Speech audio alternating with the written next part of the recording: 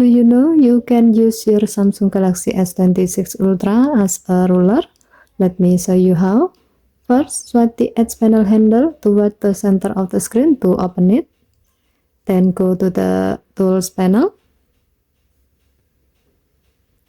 If you can find the Tools panel, tap the Settings icon next to the edge panel. Then tap Panel. Here, make sure to enable Tools panel. Now let's try it. Open the Tools panel. By default, it shows compass.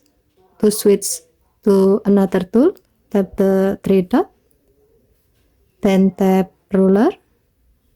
Now you can place an object along the edge of your screen to measure it.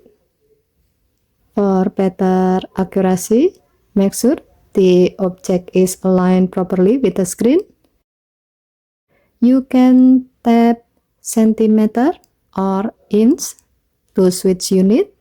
For better accuracy, tap calibrate, then drag the scale left or right until it matches a real object.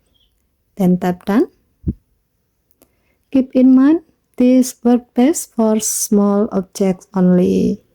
And that's how you use your phone as a ruler on the Samsung Galaxy S26 Ultra. Okay, thank you for watching. Please help to like and subscribe. Have a nice day.